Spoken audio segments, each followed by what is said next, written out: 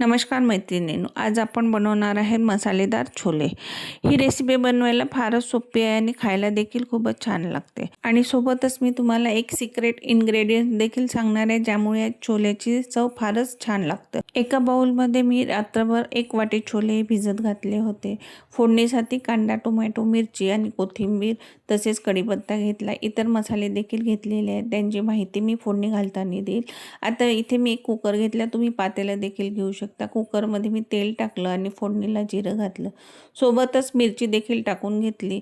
आता कांदा आणि टोमॅटो देखील टाकणार आहे आणि सोबतच कढीपत्ता देखील टाकून घेईल। आता छान मंद आचेवर कढीपत्ता, टोमॅटो आणि कांदा हे होऊ द्यायचं, सर्व एकजीव असं झालं पाहिजे। आता मी याच्यामध्ये मसाल्याचं वाटण टाकणार आहे, जे आपण इतर रसेदार भाज्यांसाठी बनवतो ते वाटण, जसं की ज्यामध्ये खोबरं, टोमॅटो, कांदा, अद्रक लसूणची पेस्ट असते। ही सगळं आपण जे वाटण बनवतो ते याच्यामध्ये टाकून घ्यायचं, छान एकजीव होऊ द्यायचं। त्यानंतर इतर मसाले घालायचे, अर्धा चम्मच हळद, 1 चम्मच मिरची पावडर, 1 चम्मच धनेपूड टाकला, इथे छान मिक्स करून घ्यायचं। त्यानंतर चणा मसाला आणि सोबतच काळा मसाला मिक्स करून टाकला 1 चम्मच आणि 1.5 चमचा जवळपास हे मी मीठ टाकलेलं आहे। छानपैकी मिक्स करून घ्यायचं आणि वरतून छान अशी कोथिंबीर यामध्ये मिक्स करायची। कोथिंबीर घातल्याने एक वेगळीच चव याला येते। त्यानंतर सर्व भिजवलेले छोले यामध्ये आपण टाकून घ्यायचे आहेत आणि यानंतर यामध्ये रस्सा बनवण्यासाठी याला